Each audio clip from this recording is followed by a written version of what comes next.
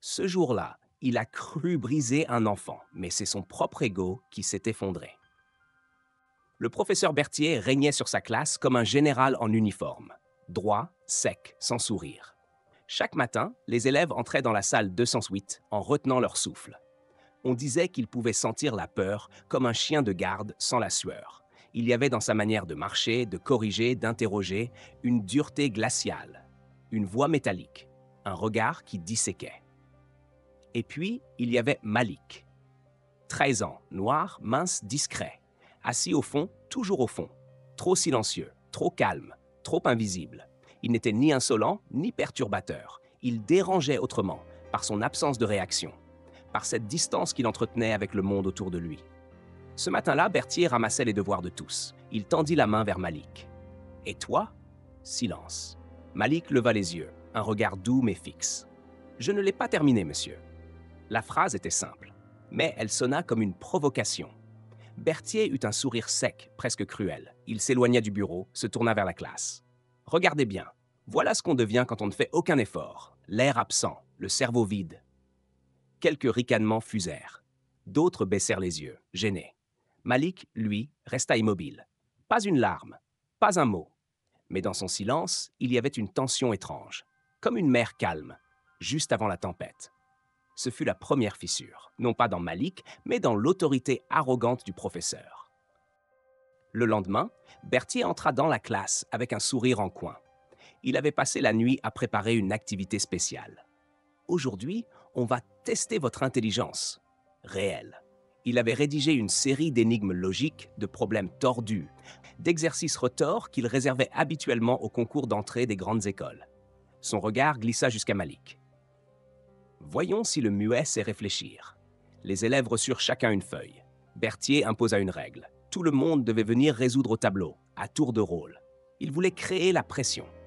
Quand vint le tour de Malik, la classe retint son souffle.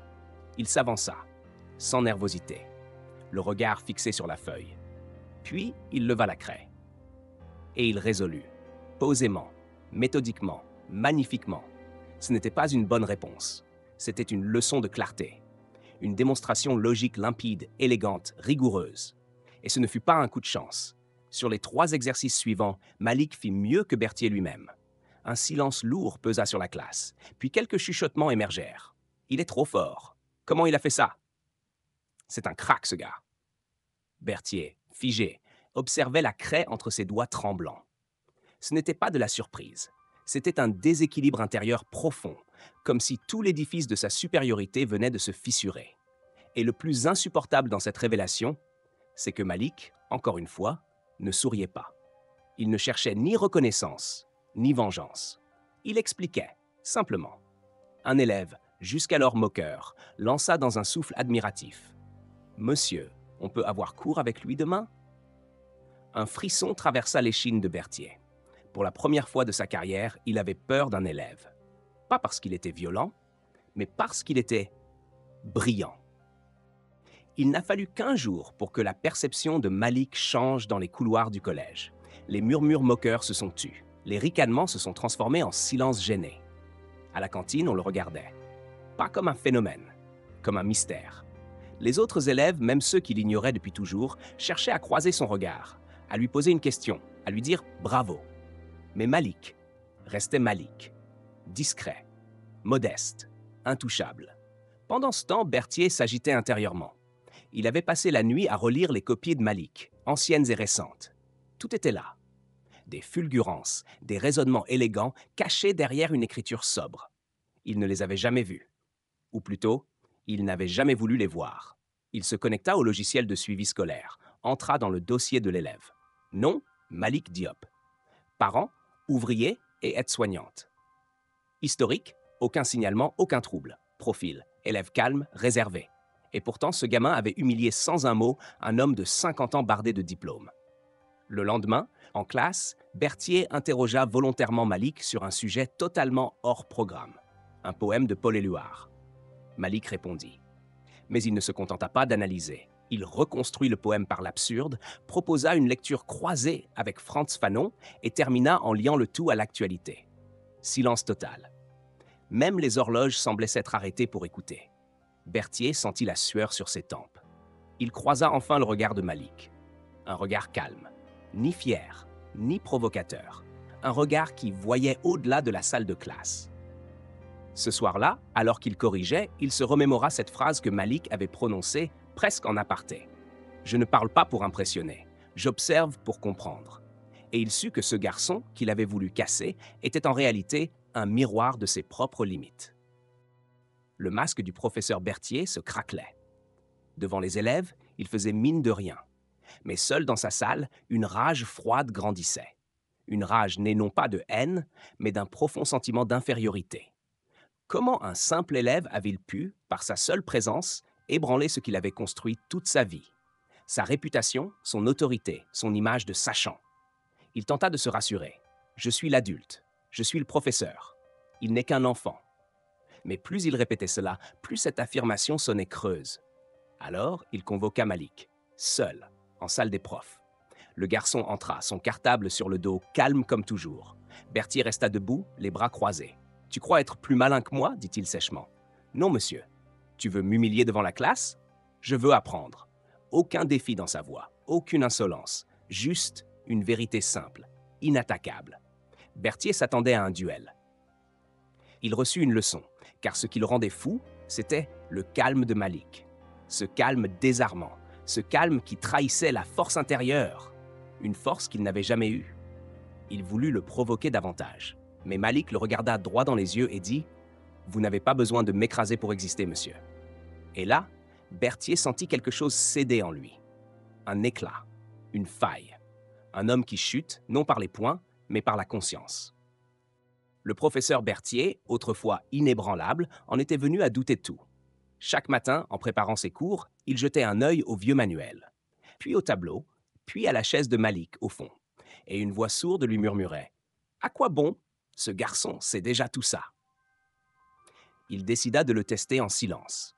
Il glissa un jour sur son bureau un article universitaire en anglais, extrêmement complexe, sur les paradoxes de Gödel, sans explication, sans commentaire. Le lendemain, Malik lui rendit l'article, annoté. Il avait corrigé une erreur dans la démonstration. Une autre fois, il invita des élèves à débattre sur la justice, citant Platon. Malik leva la main. Il cita Fanon, Mandela, Judith Butler et fit le lien avec les discriminations systémiques contemporaines. Les élèves prirent des notes. Berthier, lui, avait cessé de respirer. Chaque mot de Malik n'était pas seulement juste. Il était profond, incarné, vécu. Ce n'était pas un génie de salon.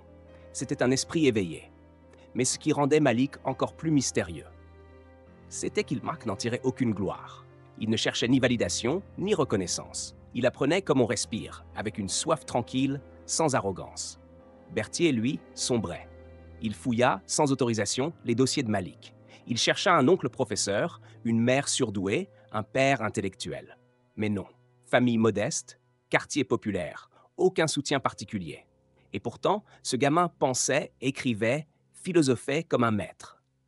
C'est là que la haine s'estompa, et que naquit autre chose, plus dangereux encore pour un homme orgueilleux. L'admiration mêlée de honte.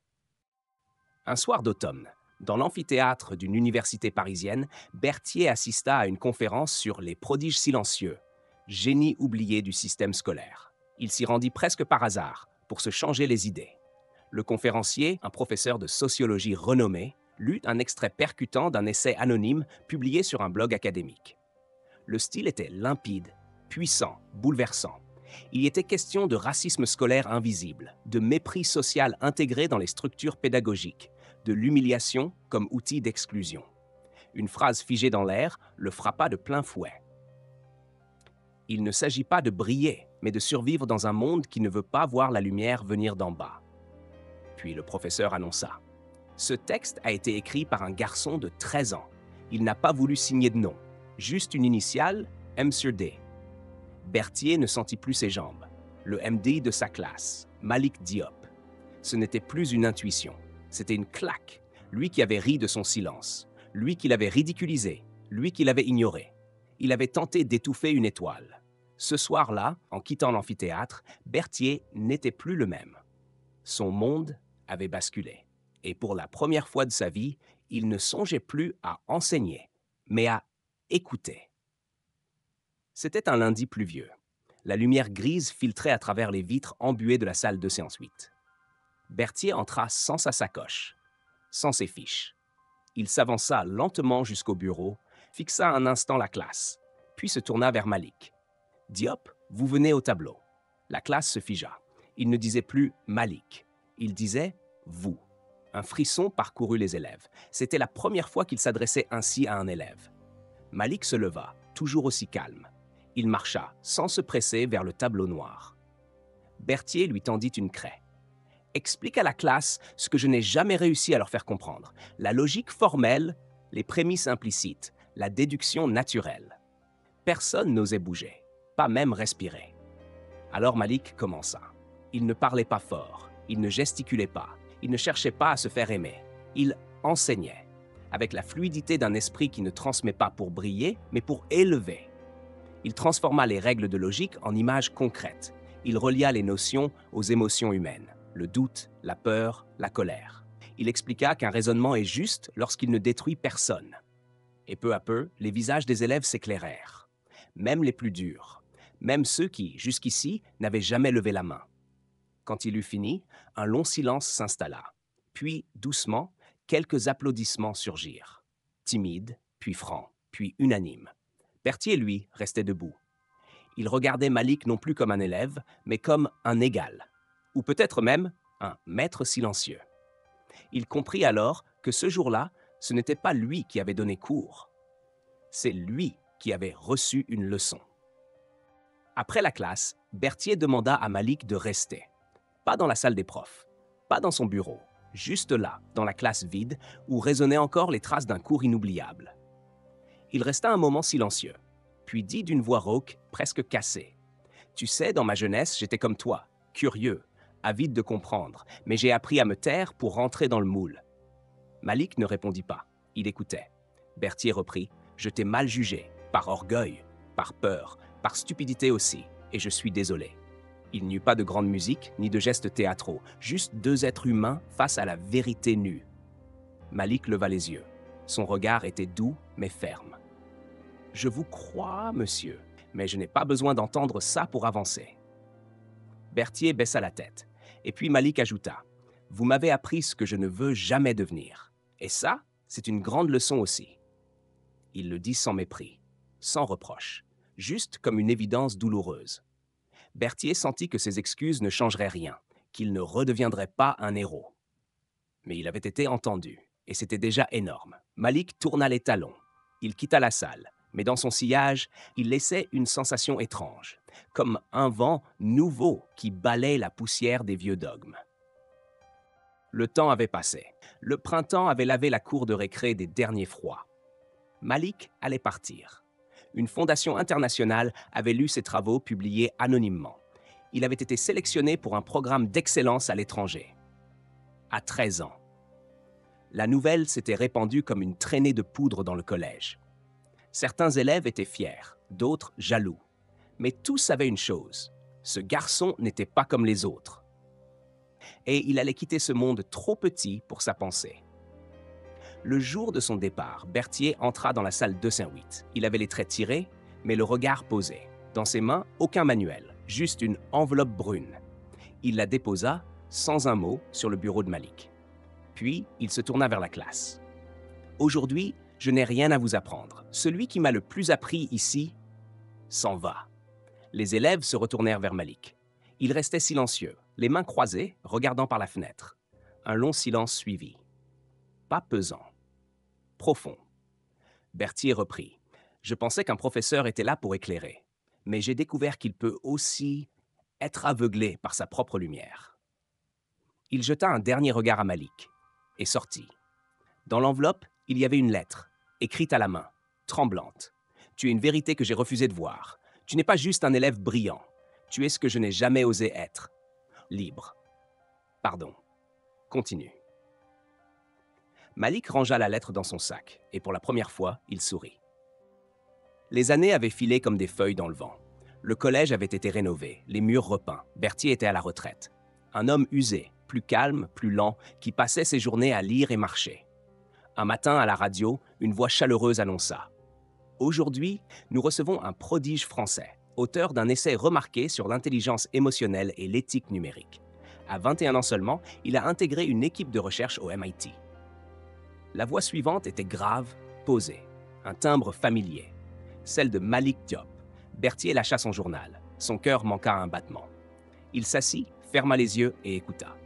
Malik parlait comme il avait toujours parlé, sans fioriture, avec clarté, avec cette force tranquille qui éduque sans dominer. Il évoqua son parcours sans nommer personne, mais parla d'un système qui humilie ceux qu'il ne comprend pas. Il ne jugea pas. Il proposa. Il construisit. Et Berthier, seul dans son salon, pleura. Pas de honte, mais de reconnaissance. Il murmura presque inaudible. « Merci pour ton silence. C'est lui qui m'a appris à entendre. » Il regarda par la fenêtre. Le vent jouait dans les branches. Et au fond de lui, une paix nouvelle s'installait. Il avait été dépassé. Il avait été vaincu. Mais dans cette défaite, il avait grandi. L'intelligence ne crie pas. Elle observe, elle apprend, et elle pardonne même à ceux qui n'ont jamais su la reconnaître. Car parfois, les plus grandes leçons ne viennent pas de ceux qui parlent fort, mais de ceux qui avancent en silence avec grandeur.